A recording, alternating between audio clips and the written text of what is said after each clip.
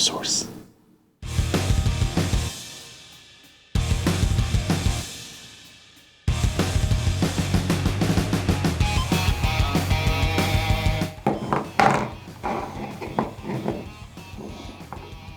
All right, Michael. Dinosaur. The Dino Nuggies. Dino Nuggies. Are we ready then for today's episode of... Michael's Cabinet of Hyperfixations. He got it right this time. I was really worried I was actually going to get it wrong. So, hi again, everyone. Our sweet, smart public audience, whatever. I don't know English very well. This, as you may see out of the... This is very malformed. As you can see out of this, we are talking about one of probably my biggest defining hyperfixations, dinosaurs. Here's food for the winter. Eat up. Nom nom nom nom nom. Dinosaur. And dragons. That's the closest I have to a dinosaur besides this very nice Christmas raptor. Christmas, very scientifically inaccurate. I think it's a raptor. That I'm actually not sure that now because it has like sort of like the skull shape of a Tyrannosaurus. It doesn't have the. Then why does it have 3 fingers here, Michelle? That is a big pet peeve of mine. I love this, by the way, but it is a big pet peeve of mine. I think this is gonna be distracting here when I put it here. To have scientifically, no, just be there. I love it. Oh, okay, thank you. In the frame. Thank you, producer. Our producer is doing production. That is amazing. Scientifically accurate dinosaurs are a big pet peeve of mine. As Adrian already knows. Adrian, what did I told you about that? What did I tell you? Come on. Dinosaurs' hands are like this, not like that. No. It is the opposite, Adrian. Dinosaur hands go like this. They're not dancing the Macarena. You want to catch some dinosaur hands? I am going to actually go on a tangent right there because Go for it. all of the media, I'm hearing chuggy chuggies. a lot of the media that we have regarding dinosaurs portray dinosaurs with hands like this. Why? Specifically because of the velociraptors in Jurassic Park. That specific portrait. Why? The velociraptors in Jurassic Park, I don't know if you guys know that. Probably you do. Jurassic Park uses minimalistic CGI. The original one, I mean. It barely has CGI. I think it's like combined is a total like either 4 or 8 minutes of CGI. Yeah, like the dinosaurs are like very minimal. Yeah, in it. it's mostly practical effects, mostly animatronics. I think it was a mistake. But you're just gonna eat instead of talk. You know what? Fuck it. Let's do it ASMR. Sexy ASMR. So you were saying about practical effects in Jurassic Park? Jurassic Park has mostly practical effects, mostly practical dinosaurs that were either animatronics or suits with suit actors. The velociraptors, for example, were achieved mostly with suit actors. That would, if you see behind the scenes, they're awesome because they basically have guys that would have the hands and the legs and would do this, but then the heads would be either an animatronic, a puppet, or then for the full bodies, you would have the CGI. I would love one of those suits. I want one of those suits that they have at Universal. I would love that too. I would love that too. The thing is, dinosaurs did have their hands sort of like this. Don't put it back in the play. I need to talk. On the side. And this is like hot ones. Hot ones? Yeah. But for dinosaurs. But because humans cannot do their hands like this, they pronate their hands, means that we can do this articulation right here. So the suits were adapted so the humans could fit, so the suits do this. That is how the raptors have their hands, like, you know, the stereotypical dinosaur hands. Or, as I like to also call them, the autistic hands. Because don't fuck with me. Every autistic ever does this. Oh no. I know it, personal experience. So that became the stereotypical hands of what? Raptors. No, you were. Oh, I was like, oh no, the comment. You were doing a raptor eye there. Yeah, neurodivergency. So that became the stereotypical dinosaur hands for a lot of media. Like Barney has his hands like that. A lot of isn't that right? I'm pretty sure fucking Tito el Tiburón also has his hands like that because of that. When he's not doing Tito! his... We're still looking for Tito's evidence. Tito. So, fucking Tito el Tiburón. I hate that guy. So, No. because it's driving you insane. Michael now has a personal vendetta. I have a personal vendetta against Tito el Tiburón. So, And Tito will eat you. probably he's a shark, although I love sharks, so it's okay. So, again, now you can see your typical hand positions, and now a lot of dinosaurs are portrayed or drawn in that direction. Whereas this would mean broken wrists for actual theropods. Theropods, which is the type of dinosaur that raptors belong to. More specifically, dromesauroids, if you want to be a bit more specific. I'm pretty sure I'm butchering my Latin. It's been a while since I practiced Latin. My last time was in uni, so sorry, native Latin speakers. Which are none. And, you know, if a dead Roman is looking at us, sorry. But yeah, basically, they would have need to break their hands to do this position because this is called the pronated hand position, and they could not pronate their hands. The hand position that they had was this, was lateral to their wrist instead of doing this movement. Why? Because they were, what were they? Theropods particularly? Theropods. I mean, yeah, but they were birds. Oh. And how the birds fold their wings. They do this. They extend them like that, and they do this. They extend them sideways and fold them sideways. And that is exactly how the articulations for the limbs of dinosaurs, of theropods dinosaurs, were. So that is how the articulation should be. A lot of, well, not a lot, some modern media, Prehistoric Planet, for example, goes amazing on that. There's some other media that's trying The to do that. the Apple TV show. That is Prehistoric Planet. Oh, that, yeah. Yeah, does go back to dinosaurs having hands like that. Well, theropods, again. Have you seen the one clip where that one dinosaur is like doing a mating, hits his hands? Carnotaurus? He's like, Yeah. I love the Carnotaurus. Honestly, and I'm going to mention, now that you're saying that, I'm fully legit going to enter into Prehistoric Planet because Prehistoric Planet did something. I really want to see it. Prehistoric Planet did something that I don't think any other dinosaur media, at least modern, like mainstream dinosaur media, has tried. Which is try to depict the dinosaurs As not actual animals. As actual animals, not as monsters. Not as bloodthirsty monsters, but animals in regular... Yeah, because that's what they would. They were literally just animals. Like, it's the same thing as a lion, a crocodile. Like, they're all animals, and they all have their own way of life. So I like when you see it, like you said, in a lot of media, they're usually like, oh, they're the monsters.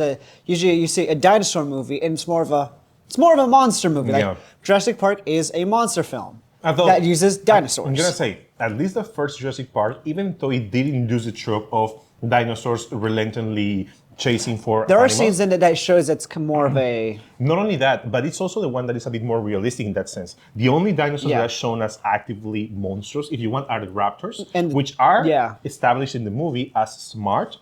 By the way, that was a Smith. They were not as smart as in the movie, by the way.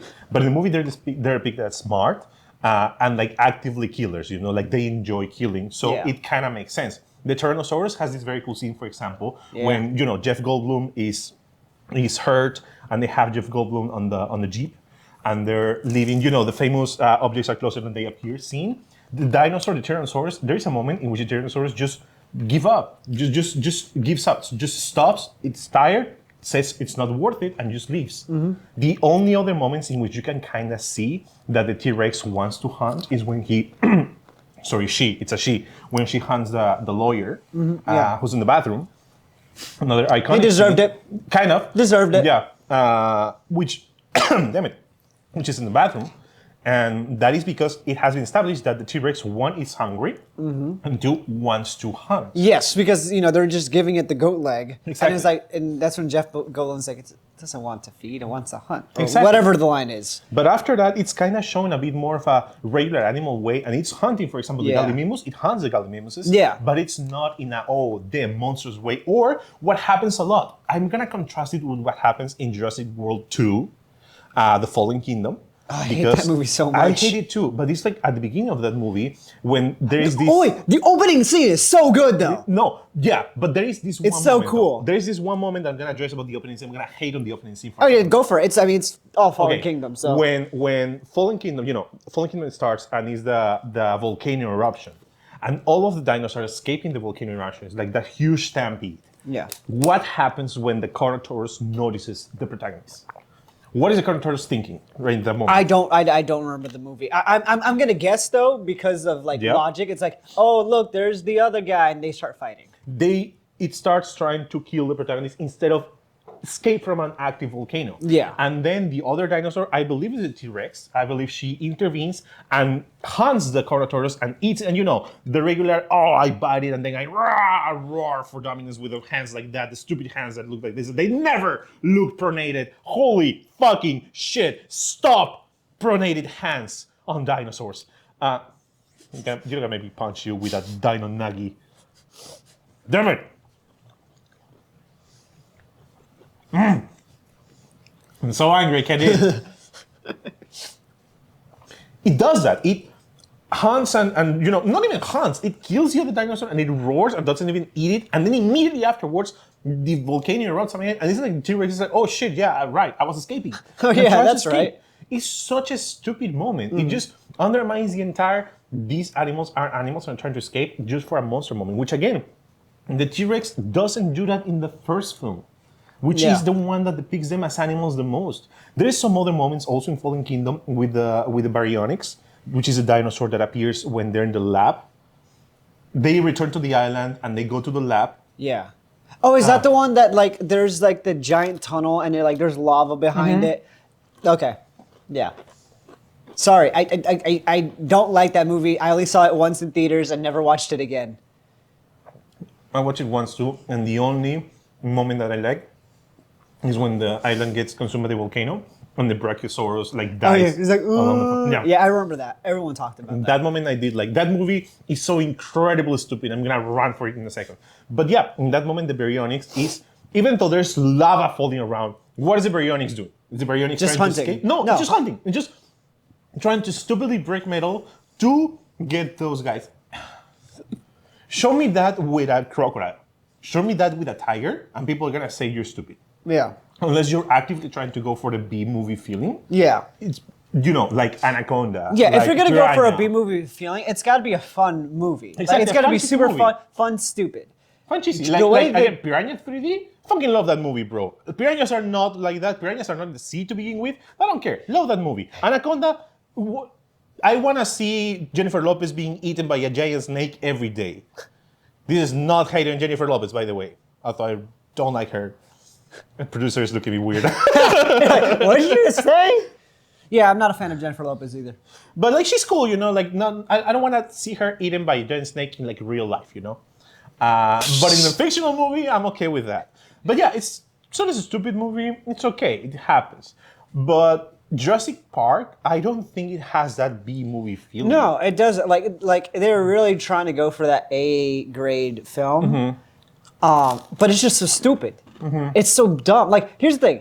I'm a fan of the first three Jurassic Park movies, the original three. Now, I fully realized, especially by the third one, that it gets ridiculous. And a lot of people are like, oh, the only good Jurassic Park movie is the first one, and maybe even the second one. I thought the third one has the most iconic scene in the entire franchise. Alan!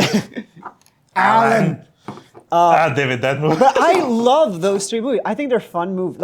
At the very least, the third and the second one have a lot of fun to them. It does. That still carries over from the first one. I'm particularly a fan of the second one. Second one's really, dude. When they're have the Tyrannosaurus baby and I am a fan of the second one, and I am a fan of the T-Rex rampage on the second one. Oh yes, it looks amazing. It really holds up visually, and I think it's just very, very, very well done. That rampage is what the Godzilla 1999, yeah, yes. that's it, right? Wanted to be, I think. And with a dinosaur, that's not the scale of Godzilla. I really like that. I also am kind of biased because I had in my PS1 the fighting game for Jurassic Park 2. There was a fighting game for Jurassic Park? You chose dinosaurs. I remember my main was Sticky Moloch. By the way, small rant within a rant. Sticky Moloch is not a valid genus anymore. I am into paleontology. I don't know if you could tell already. It's one of my biggest hyperfixations. I wanted to be a paleontologist when I was a little kid. I love fossils. My dream is to one day discover a fossil. It can be anything, a trilobite, an ammonite, a plant. It can be literally anything. But I want to discover a fossil that is new. That is like my biggest thing. If I can get my name into a genus or a species, You would have made it. I would finally be happy. You know, you bring up an interesting point about fossils. Sorry, you want to finish your thought first? Just as Stygimoloch is not a valid term anymore, apparently Stygimoloch, Pachycephalosaurus, and another genus more that I don't remember its name, were just different stages in the maturity of a single species. And the first one of those described, the first paper that was described was for Pachycephalosaurus. So, per scientific consensus, the name that sticks is the first one to be described, which is in this case Pachycephalosaurus. So Stygimoloch doesn't exist anymore. I'm sorry, it was my main. I loved in the game. I love Acrocanthosaurus. That was never in the Jurassic Park movies. It just appeared in the Jurassic World movies in the third one. Jurassic World. Yeah, we have a joke about that because Michelle doesn't want to know the title of that movie. So we never said it. We just mentioned that it's Jurassic Park, Jurassic World 3, Revenge of the Sith, and stuff like that. So, yeah. Acrocanthosaurus, I believe it appears on the third movie, but it wasn't the game. T-Rex was in the game. Of course. There was like an evil T-Rex that was also in the game. Cool. That was like the same T-Rex model, but with red and black color. Cool. That was interesting. I don't remember, had a specific name. I don't remember which name it was. I believe it was like in the lore of the game was like a genetic splicing or something like that, which predates the concept of the Indominus, which I like. Interesting. Jurassic Park was already toying with that idea before the Indominus happened. Cool. If you go to like Operation Genesis and the other stuff they have. No, not Operation Genesis, Operation... Yeah, I believe that was the name. The Park Simulation one that they have for computer. I had that game too. It was amazing. But yeah, you wanted to mention. So there's actually three things that I think would be really interesting, unless you wanted to do those. I think it's very important to make the distinction between bones and fossils because everyone gets them confused. And I showed you that's very, it was either you showed me or I showed you that very stupid video where it was like, how do dinosaurs aren't real? Because fossil, you can't find bones in like, they deteriorate and stuff after like so often years. So if you're claiming that it's like thousands or billions of years, then it's like, I was literally there, I'm like, this person doesn't have the basic understanding of what a fossil is. I'm going to give a little shout out though to Mini Mutant Man, the TikToker / YouTuber that right now, as we are filming this episode, is in Peru, Milo. Oh, really? He's in Peru? Yeah, he went on like a trip. He's going to like trips to different places. Like, I thought he was from Peru. No, he is there. Before he went to like Göbekli Tepe or something like that, like going to basically archaeology sites around the world, precisely because he covers in his channel stuff that regards archaeology and pseudo-archaeology. Cool. Like, these are made by aliens, these are steps from giants and stuff like that. He basically debunks them. Yeah. So now he's going that, but on site. Because there was this documentary in History Channel. I don't remember the name of the documentary, and I don't think I should mention it either for producing reasons. Michelle's going to look at me angry if I do, I think. But basically, it was this documentary on Netflix that was like a huge thing. That was basically just speaking bullshit regarding pseudo-archaeology facts. Like, basically, the huge conspiracy of Atlantis was real. Oh, yeah. Which, by the way, is a whole can of worm itself that I don't think this is the moment to open it. No. But it's a whole can of worms. We don't have time. No, we don't. But it's basically bullshit. So this guy spends like almost 10 episodes speaking these ideas. And Milo dedicated a good series on his YouTube channel to debunk it one by one. And I don't know if this stemmed out of that series specifically, but the places that he's been going so far, which are like a couple, one in Turkey, and now he's going to Peru, are places that he covered in that debunking, because it was also covered. Basically going in situ and debunk, talk about with the actual people living there, because, ruins in Peru, the archaeological ruins are still inhabited by people. Some of them, like people are still living around. They're still living descendants of those communities. So you can still find stuff. Exactly. Same in India, I don't believe in Turkey because those are way too older, but at least in India and Peru, I did mention that he said that people from those cultures that build them are still around. So actually giving them a voice and actually showing them, that's really showing cool. respect, and it's way more respectful to that just saying, big thing than aliens. Yeah. Because again, that is another whole kind of worms that have to do with, white people did it? Yeah, white people did it. Brown people did it? Oh, aliens did it. Again, complex, but let's move on. But just a big shout out to Milo, Mini Mutant Man. If you're watching this, I don't believe you are. But if you are or any fan of Milo's around, please tag him, please mention him. He's a huge inspiration. I really, really like his content. And as a, again, archaeology and history fan, amateur fan, and a paleontology fan, although that is not his area, but still, I'm just basically, I really enjoy the fact that he's using his time to basically educate people a bit better in very accessible terms too. Yeah. Coming back to this, yes. Fossils versus bones, because bones, yeah, we don't need to explain what bones are. Everyone knows what a bone is. If you don't, you're probably, you go to school. you have way more problems than just not knowing what a bone is, probably. But bones, eventually, yes, they deteriorate and all that stuff and all. Now, did I say? Oh my God, I said the word. Anyway, but now fossils. Now, I feel like the way I would explain fossils isn't. It would make sense to me, but not so. I would have you explain it because I feel like you would explain it a lot better because you're way better at articulating. Okay, easy. Those.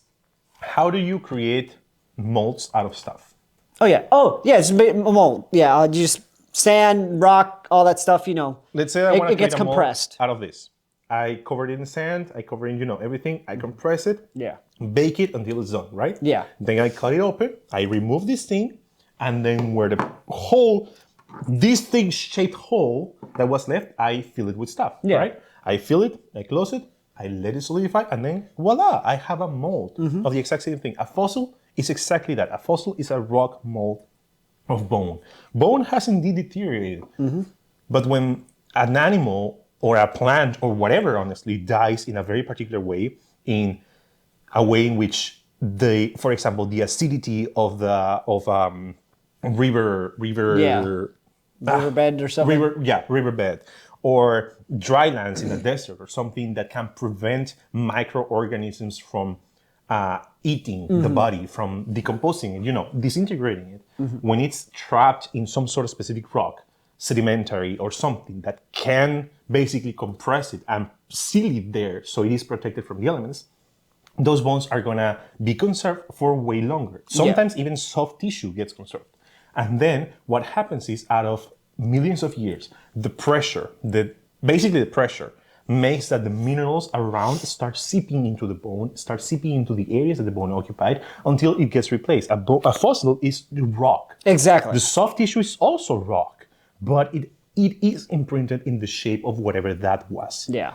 And that is why they exist. That is why they are fossils, not bones. Because there's someone talking like, the whole thing is like, but how did we find the bones? It's all a hoax. It's like, no, they're not finding the bones. They're essentially finding the molds and what's inside the molds. The impression that was left there years and years and years ago. Stuff like that. And we know a lot out of those impressions. Yeah. Speaking of bones, we should talk about the one they found, bones, not, we'll tell you fossils. The fossil they found in Peru of that one, which is so freaking cool. Peru has a very rich paleontological history, paleontological register, if you want, that is barely being touched. Why is a very complex question. And I think that could enter a bit more in the Peru-focused episode for this rant show. But, is the usual political corruption. There is not economical incentives to dig up fossils because that is, you can show them in a museum, but a museum is not a place for profit. So you're not actually profiting off them. It is an investment that you have to do. An investment doesn't have returns in economic terms, but it has returns in cultural terms, in knowledge, in cultural knowledge, basically. So it hasn't been very well developed, but now I think that there is more of an effort from modern academics to try and create a bit more of an awareness regarding the rich importance and history of fossils and paleontology in Peru and in other places. I knew of the Perucitus. Perucitus is the name of the genus that was described out of these fossils. Out of this content creator, a Peruvian content creator that's called Paleo Aldo. Huge shout out to him if he can hear it. He was part of the, he's on Instagram, by the way, that's why I know him. I believe he's also on TikTok. He was part of the group of the team led by a paleontologist that was educated in the University of San Marcos. I don't remember his name, but they were part of this team that discovered this fossil lying on the sand beds of the Nazca Desert, which is famous because of the lineage of Nazca. The Nazca lines are there. I don't know if you know about them. Nazca lines are huge, a huge thing in archaeology. Okay. I can talk about that later. Make sure you guys know it.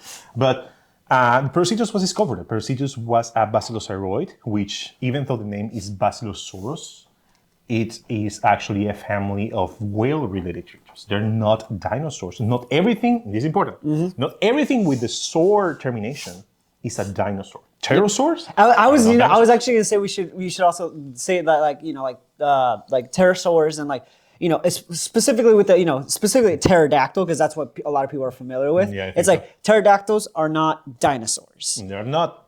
They for someone who doesn't know, you can understand. Okay, this is why you're clumping them together, because they look like, hey, look, giant monsters and then another giant flying monster type of thing, but they are completely different from dinosaurs. I'm gonna go back to that in a second. Yeah. After talking about Parasitus. Yeah, absolutely. Parasitus is a huge discovery because it was a huge basilosauride, one of the biggest ones that we have. It's basically the earliest example that we have of true gigantism on the whales the whale family, which we didn't believe happened until baleen whales evolved, which happened way after that. Basilosauroids are way before 50 to 40 to 30 million years ago, before baleen whales were a thing to begin with. They were one of the earliest offshoots of true cetaceans, which means not animals like Pachycetus or Embulocitus, which were more like deers or, not deers, hippos, amphibian hippos or crocodilian hippos. But they were legit whales that just lived their entire lives on the water with completely specialized appendages for water locomotion, flippers and tails. Oh, look, flipper!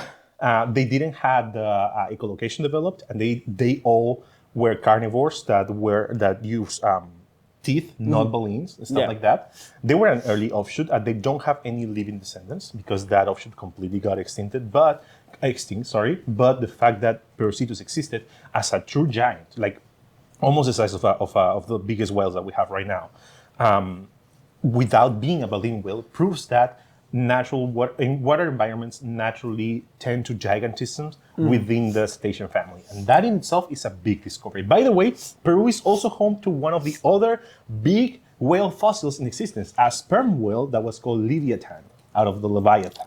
Leviathan was a big sperm whale with double rows of teeth instead of just one. And instead of not like the modern sperm whale that pretty much is specialized into hunting giant squid, Leviathan was specialized in probably hunting other animals of its size. It probably even hunted megalodons that also lived in the coast of Peru, which is a very cool fact, by the way. That's actually really cool. Yeah. I remember when you sent me that, I immediately, I was at work and I immediately went online to, also see if it was showing up in other areas. Because I'm also someone who likes to, see if someone sends me something, I'm going to cross-reference and everything, because that I want to make sure that it's not just one person saying something and whatever.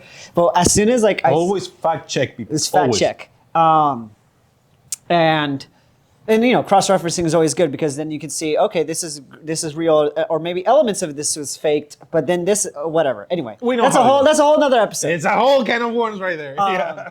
But you showed it, and I looked it up, and I was like, holy crap, they found this. And I turned over to my former boss, who and I was like, oh my God, they found this. He's like, that's so cool. And then we just started talking about it. And then he also talked about a very tiny animal. I forgot what it was called. But it's like a super tough insect or bug or something like that. I don't remember. I need to look it up again. No, you're talking about trilobits. I remember. Yeah, it was that. And so we started talking about it. So I just spiraled into talking about a lot of different animals and species, and then going back to so it was really cool. Did I ever tell you the idea I had for world building of that included dinosaurs? You did not. Please share. I was about to explain pterosaurs and dinosaur stuff, but please share. I'll say this, and then we can do this. That can wait. So there was actually two worlds I had, two different worlds I was world building. One, I called it the BC world.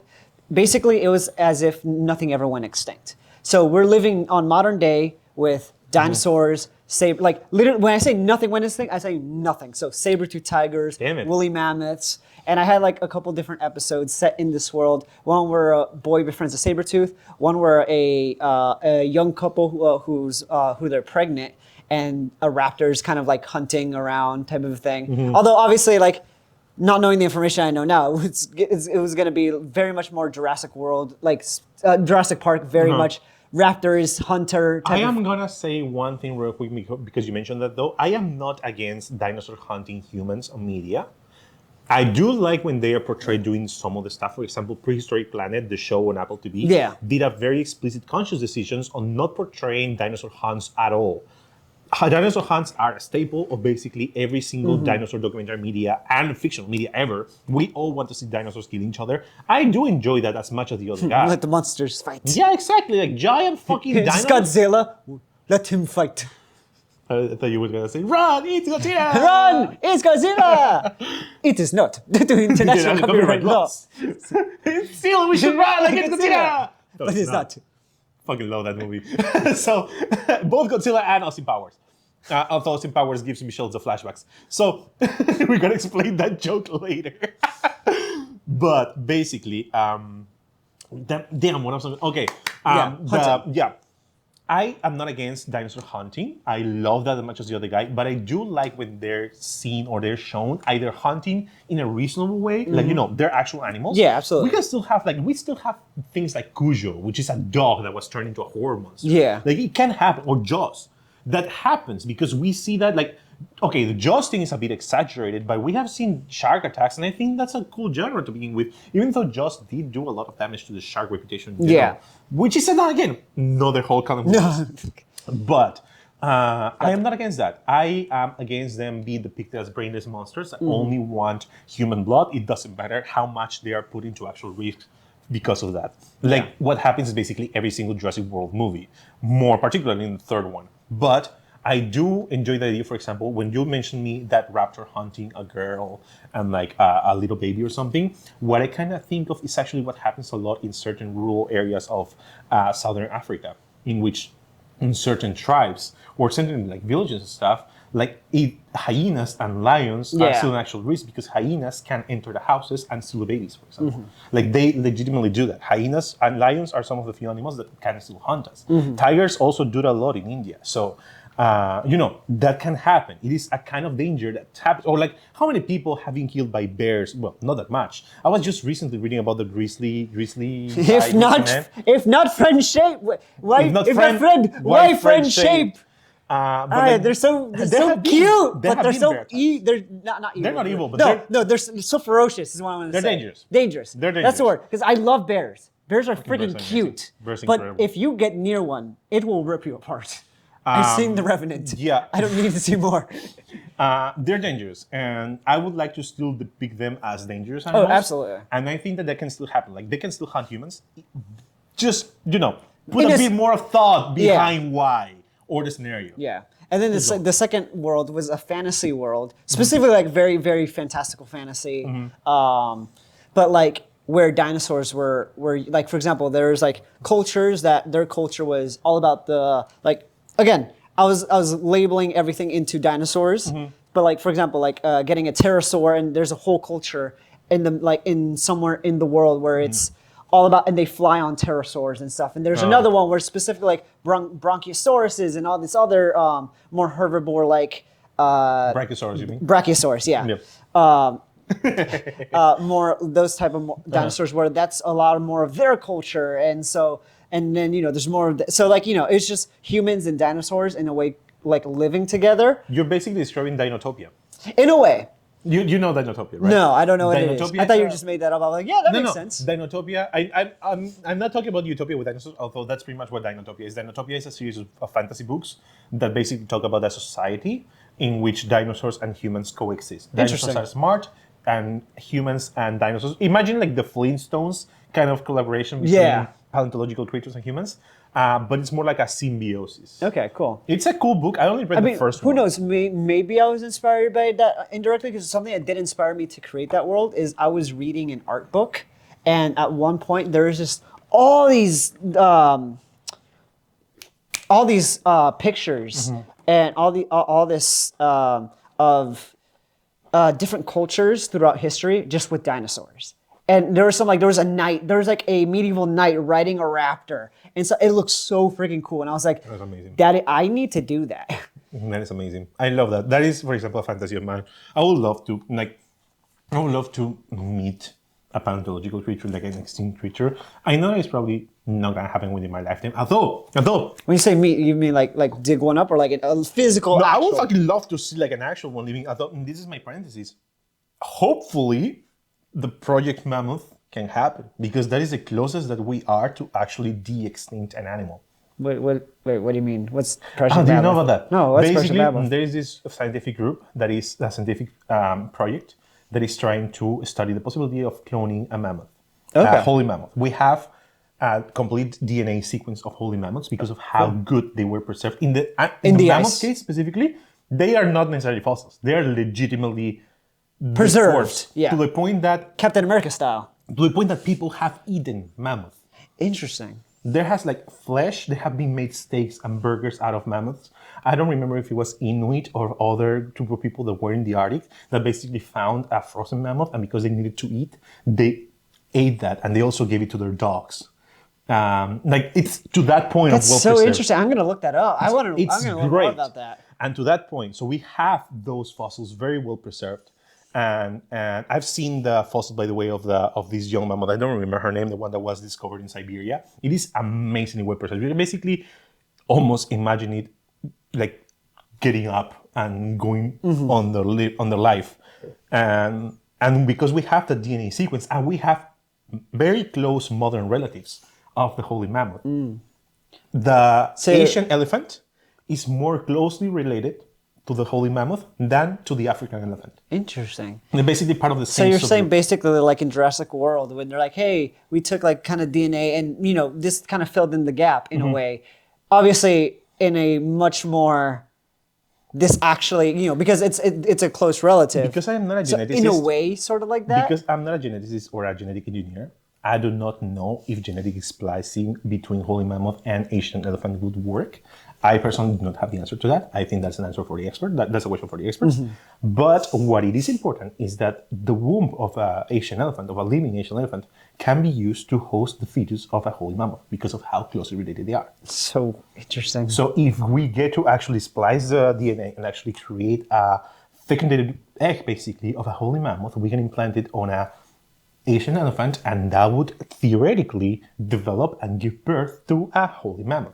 Interesting. It's so cool. It's so It's freaking so cool that we can legit clone an extinct animal like that. I know there was also like a project, or at least I read something like that regarding the Tasmanian tiger, the thylacine, which is another animal that I would love to see because it got extinct real recent. Anything with tiger my favorite animal is a tiger. I thought the Tasmanian tiger is not a tiger. No, I know, but it has tiger in the name. It's more so- closely related to the Tasmanian devil. Yeah, but like in the English translation, like It has tiger. It has tiger. It has so, stripes like a tiger. so I'm like, ooh, yes. It kind of looks, if you look at it, it kind of looks like a cross between a Tasmanian devil, a wolf, and a tiger. So That is sort of how it looks. And we actually have video of that creature because it got extinct real recent. Oh. During the 20th century, the early 20th century. It got extinct, I don't remember if it was right before or right after First World War. Okay. So we have actual video of it there, and got extinct because of basically overhunting, because farmers in Australia thought that the thylacines were eating their sheep,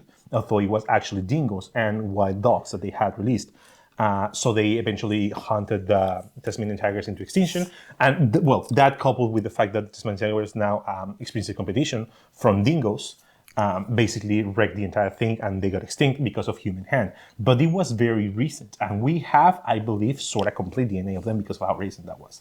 Now, I don't know how much that is complete, but I want to believe, basically. I want to believe. I also want to believe that with dire wolves, which we have fossils, not fossils, complete preserved bodies, corpses of dire wolves that died in La Brea tar pits, that is in California. A lot of Ice Age animals died there because a lot of animals went there and got trapped in the tar. And that happens with mammoths, that happened with giant sloths, that happened with saber-tooth tigers, and with dire wolves. Oh no, Manny and Diego. Yeah, they all died there. Sid! No! the entire Ice Age cast died there. Oh no! So sorry for them, although their latest movies were trash. Thank you, our good producer. But yeah, Call me your overlord. yeah. So I was about to, but I remember that Adrian is the one that's overlord. It'd be bad if I call you master. Would you be the whitest person of the group? No. Okay, she's white though, so I can do jokes at the expense of her. I love you, Michelle. Damn, the baby returned. Sorry, baby, the Ice Age crew is dead. And they're all very well conserved, so we can dig him up. Probably we can clone them. I don't know. I honestly would like to see that. Same with the dodo. I fucking love the dodo, dude. The dodo was so stupid. Yeah, it went after a watermelon. Those are like such a dumb. Basically, imagine like a fat, dumb pigeon. Yeah. That was just like chilling around until the I believe it was the lower countries guys that went there and were like, oh, that looks yummy. Just like smack them with things. That's a nice. And they died in mass because they didn't have natural predators in the small island. So that's how they got. So they weren't used to that. They're like, oh wait, something's killing us. What do we do? Exactly. What the fuck is killing? They said. So yeah, they were hunted into extinction. I would love to see those kinds of animals return. Honestly, I would love to see that. I don't know if it will ever happen while I'm still alive, but I would love to see that stuff because paleontology has been like this huge thing. I always have this, and like another huge thing with dinosaurs. I'm gonna return to dinosaurs for that one. Yeah, they're never represented with feathers. I mean, they're more recently represented with feathers, but they had feathers, most of them, not a single group, not only raptors, as some people have said on the internet. No, as far as we know, feathers are evolved before dinosaurs evolved to begin with. Basically, dinosaurs and pterosaurs are not the same thing. Mm-hmm. What the hell is that? That's my foot. Don't do that, it's gonna be distracting. Sorry. Dinosaurs and pterosaurs were not the same thing, but they were very closely related.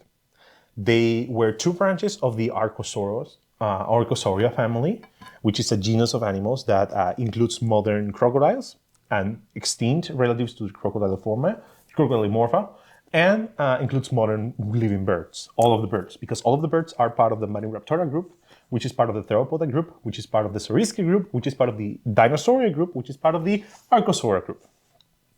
Archosaurs englobe all of those other animals. And we have evidence of feathers in pterosaurs as well as in dinosaurs. Dinosaurs have evidence of extensive feathering to the point that you see a microraptor and you see basically a crow with 4 wings instead of 2. Mm-hmm. You see a velociraptor and you see pretty much a turkey, like they were mentioned in the movie. Then you see pterosaurs, and pterosaurs were believed to have pilosities, which is like fur. But now we know that fur is actually feathers that evolved kind of differently to try and help with isolation, with retaining heat a bit more because they need a lot of heat to function because flying is a very high caloric activity. Mm-hmm. And that was feathers. That, and coupled with the fact that crocodiles, and this is cool, crocodiles have the genes required to codify the proteins that form feathers.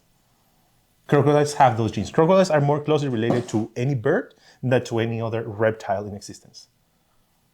I did not know that. That's cool. They have that DNA, and that could imply that the common ancestors of both crocodiles and birds, which are as distantly related in the Archosaur family as you can get, probably either had the DNA for feathers or had feathers.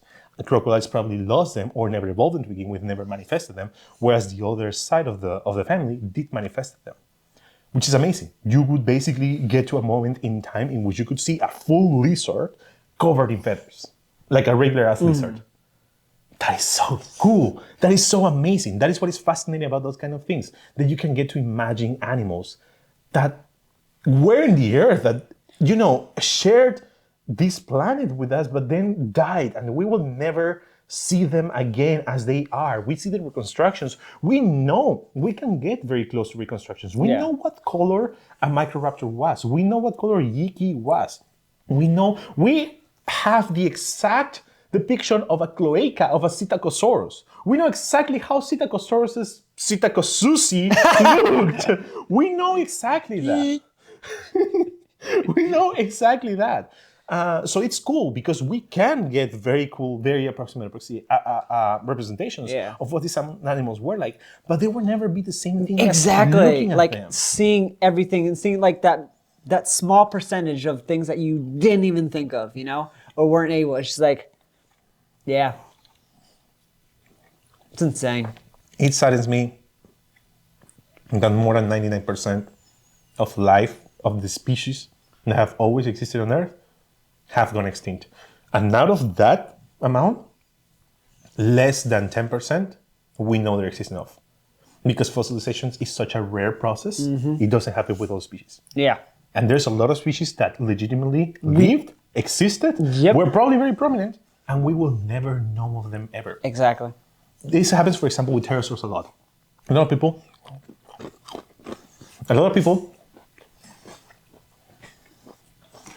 How are we on time? When they think pterosaurs, thank you. Okay. When they think pterosaurs, what do they think? Pteranodon, big, crest, fisher. The Yellow Ranger and Dino Thunder. Dory, amazing. No, Dory, Taylor, No, Kira. Kira. Taylor was the one in Wild Force, sorry. Yeah. Taylor was the eagle. She was also my crush. So, Pteranodon. No, big, large wingspan, crest, 8 fish. Pterodactyl, small, no crest, 8 fish. Quetzalcoatl is not a good example for that. Other species of that, basically the most amount of species of pterosaurs, Rhamphorhynchus, weird teeth, fish. A lot of them that we know of eat fish, which led to, for a while, a lot of researchers, a lot of scientists thinking that pterosaurs only existed in coastal areas until other dinosaurs, even I am confusing them, even pterosaurs, some of the pterosaurs were discovered that were living a more terrestrial life. Quetzalcoatlus, for example, the biggest pterosaur that we know of, the size of a small airplane, was primarily a scavenger. Lived the life of basically a giant, a jumbo-sized vulture. Went to, corpses of dinosaurs or other giant animals and ate them with very strong neck muscles. And it had a very strong quadrupedal movement to the point that it was probably very fast on land, like a giraffe that can expand wings and take flight, which is awesome. They could basically do that. But they were discovered more recently. Other pterosaurs that were discovered more recently that could do stuff like hunt animals, that took the niches of modern eagles or hawks or other animals, or like pterosaurs, that could like live off of fruits, that could eat only insects, stuff like that. Stuff as birds do they do. Why? Why didn't we know of them before? Because of how their bones are. Hollow, very light, very fragile. Most of them could only fossilize if they landed in sedimentary waterbeds in the coast and they got covered by limo. Most pterosaurs that lived in the inner areas of the earth, never, like away from coast, were never fossilized to begin with, and we never know how they looked, that they existed to begin with, which saddens me a lot. It is such an entire dimension of this planet that we will never know. And that kind of makes me also want to be grateful that we live in this moment in which the animals and plants and fungi and everything that exists right now, and because we are right now in the middle of an extinction event, I would love for us to just get a bit more conscious of that and just to appreciate what we have right now a bit more. Appreciate it and actually put forward and do something about it. Yeah. Because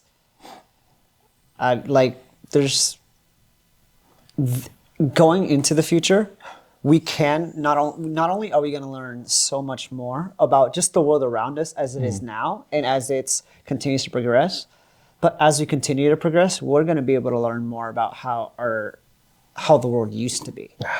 And so if we are actually given that chance to actually be able to put your foot forward and actually try to do something about things that are going on, to try to be like, you know what?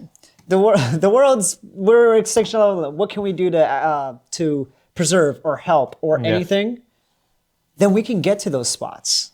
I know this is gonna I'll say this very last thing, and then you can say whatever last thing you're gonna say. But and this is kind of more for the next one of the next episodes when we talk about Star Trek, because I love Star Trek. Coming soon. But there's an episode where an alien, long story short, they ask, oh, hey, why haven't we heard of you? Because in this world, they haven't heard of the specific aliens. And he's like, you won't really hear about us to another, like, many thousands of years. Like, oh, why it's the case? It's like, we never really found humans interesting until now. This is why you're just now having contact with us.